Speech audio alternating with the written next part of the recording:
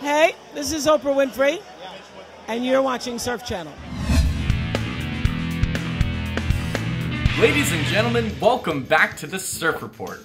I'm your host at Surf with Spadone, and I'm pleased to tell you that the South Swells are finally rolling in.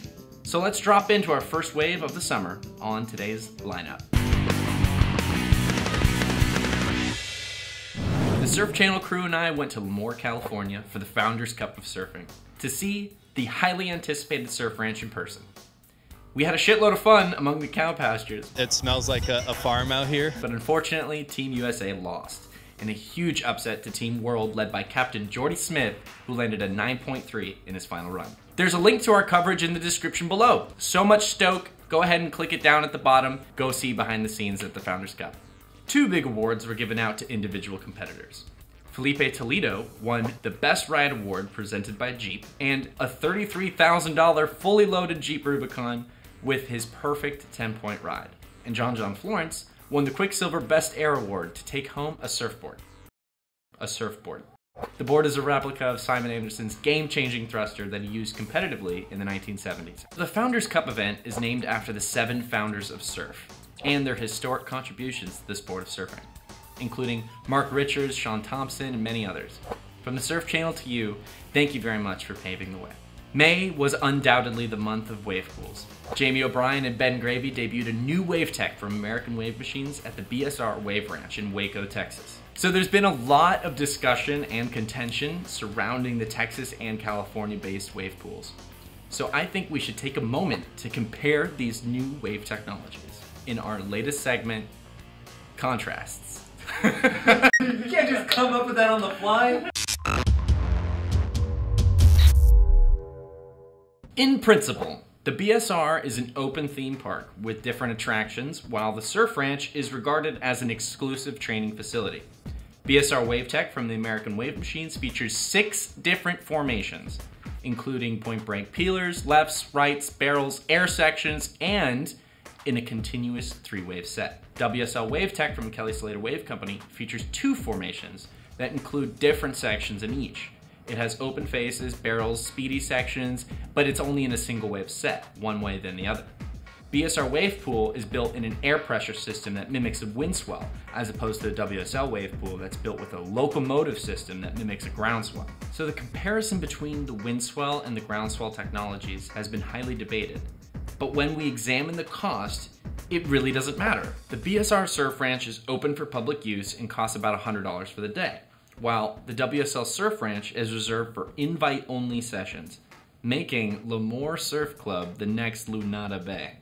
The Tokyo 2020 Olympics are fast approaching, and although there probably isn't enough time to construct a wave pool, we think the benefits of training there have been largely successful. USA Surfing recently announced Joey Baran as Team USA's head coach, who then chose WSL coach Chris Gallagher-Stone as the team's elite technician, and Brandon Phillips continuing as his assistant.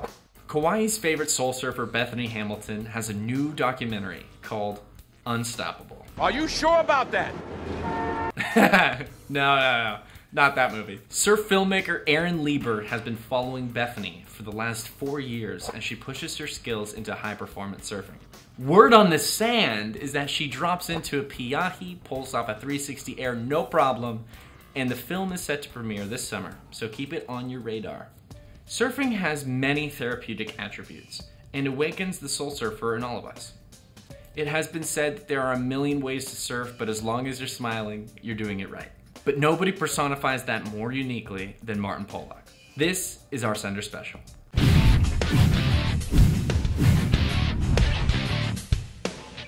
Martin Pollock was a rifleman in Afghanistan for the British Army. Unfortunately, he suffered major injuries from an explosion.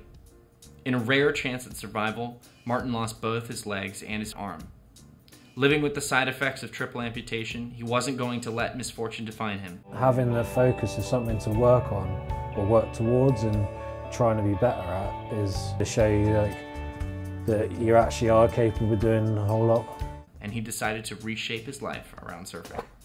At the age of 34, and with many friends at the Wave Project, Martin is becoming a fixture in the UK surfing community. Let's check in with our surfers on the championship tour.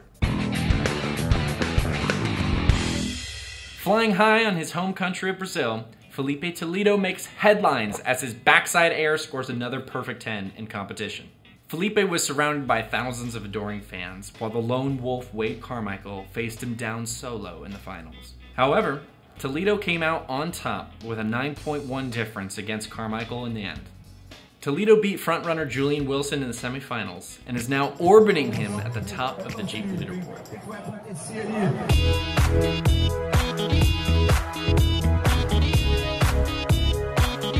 Flying high, the Filipe Flipper Toldeo is now ranked second in the world, but he's first place on the moon. Stephanie Gilmore is poised to win her 7th world title as she won her 2nd event this year at the Rio Pro.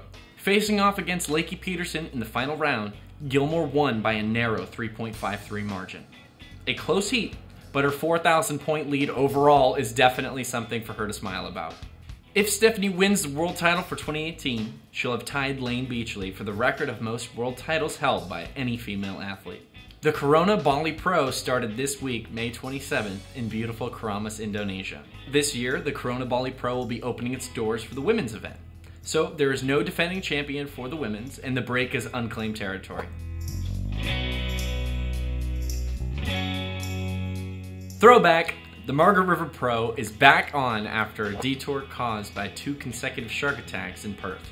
The competition won't be heading back to mainland Australia. Instead, the event will be completed in Indonesia, following the Corona Bali Pro. Now it's time for Shredline News.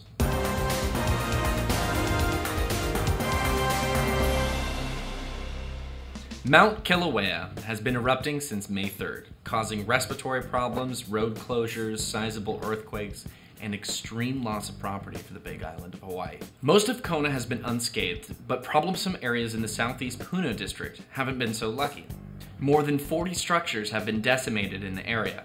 Hawaiian lava flow is slow moving, but its unique properties are usually widespread and catastrophic. When spilling through the land, it has its own set of problems. But with sulfur dioxide in the air, and now lava spilling into the ocean, Hawaii has been getting hit on all fronts. It's called laze.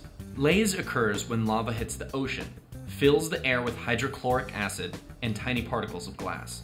Experts warn people to stay away from the areas with laze, as the toxins can be irritating and deadly. Executive Director for the Hawaiian Tourism Board has stated that the eruptions have costed the tourism industry about $5 million. The first major injury from the eruption has occurred on Saturday, May 19th, when a local man sitting on his balcony was hit with a lava stream, crushing his leg and shattering it almost instantly. By May 9th, the eruption had destroyed 27 houses in the Lalani Estates. On dawn patrol of May 17th, the volcano explosively erupted, throwing ash 30,000 feet into the air. There is no way to combat against volcano eruptions other than standard preparedness and evacuations. Many people are considering alternative and old-fashioned methods of appeasing the volcano by throwing a virgin into its midst. I offer this humble sacrifice. By throwing a virgin from the top into the pit. Success. Can we toss her around the pit? No! Absolutely not. This natural disaster is very hard to predict, and scientists don't know if it's settling down or just the beginning. Stay safe and stay prepared. So let's see what's upcoming on the forecast for the month of June. The Switchfoot Bro-Am, an amazing event to raise money for kids in need, will take place in San Diego on June 30th. Encinitas, we'll see you there.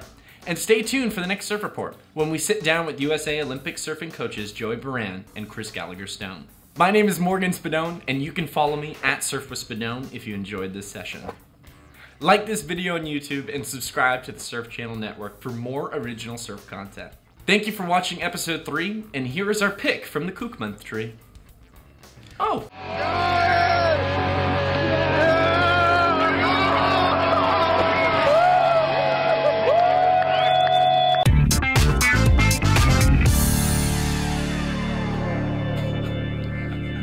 So fresh! And we're done! Get out! Get out! We're done! Close all everything. Oh, that's a wrap.